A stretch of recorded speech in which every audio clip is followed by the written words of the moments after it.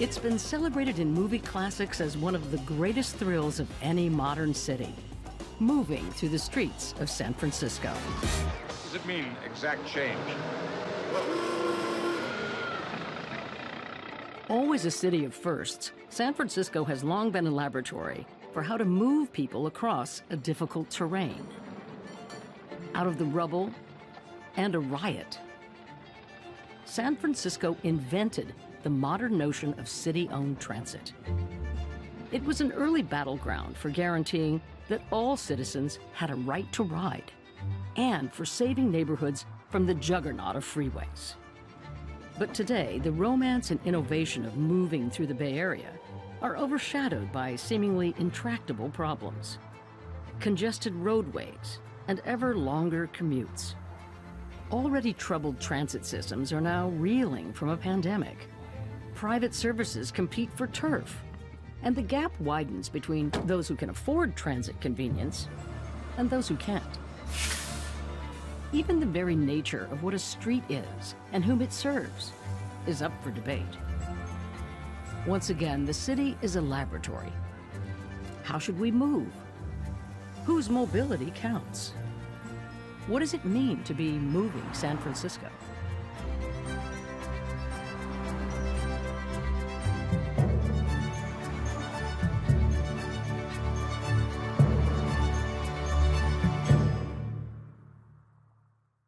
Major funding for Moving San Francisco has been provided by a generous grant from Pitch and Kathy Johnson, with additional funding provided by these donors.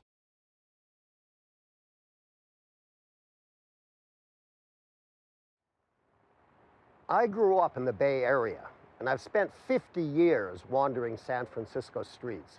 As a pedestrian, I've walked just about every corner. As a bicyclist, I've gone up and down the hills. And as a taxi driver, I found every conceivable shortcut through the streets.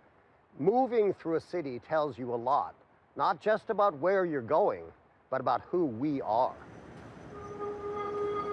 You get a picture of how we solve problems, what we value, who gets to move, and who gets left out. It's true of transit today, and it's been true throughout the city's history.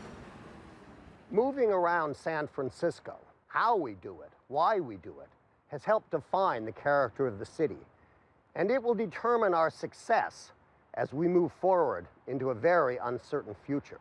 If there's one thing that is certain about transportation in this city, it's that geography is destiny.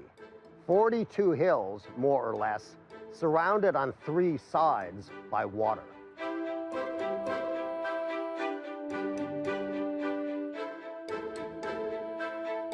Since the very founding of the city, the residents of San Francisco have been at the mercy of a landscape of some 42 hills. Some of them small mountains, rising and falling precipitously within a space of just a few square miles.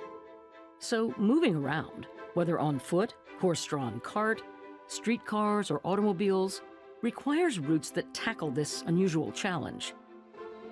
But from the get-go, the streets of San Francisco, laid out by early engineers in a rational grid, have been at war with the landscape. Part of the magic of San Francisco is the absurdity of applying an orthogonal grid atop crazy topography. In 1848, there were about 300 people here. San Francisco grew with unprecedented rapidity, starting in 1849 after gold was discovered outside of Sacramento, and in the years that followed. The city was driven in its early days by real estate interests. Surprise, surprise. And it was those interests that took what was a very small street grid of rectangular blocks and expanded that grid so that regular shaped lots could be sold for development. Jasper Farrell, who was 26 years old at the time, Irish immigrant, and happened to have some surveying skills, was just given the task, go lay out the city. O'Farrell adopted the prevailing approach to city planning in the Victorian era, a regular Cartesian grid that extended across the entire hilly peninsula, even calling for leveling or blasting away obstacles like Rincon Hill. On the city's steepest grades, O'Farrell and city planners stuck to the grid by engineering stairways, creating streets unfit for vehicles to this day. The grid, in addition to creating these utterly breathtaking and unexpected views as you come around the corner and you can see straight down the street all the way to the water, and it's breathtaking. In normal cities, those breathtaking views are all private views. At the street level, all you can see is the street wall. And here in San Francisco, there are continually these long vistas that invite us to travel.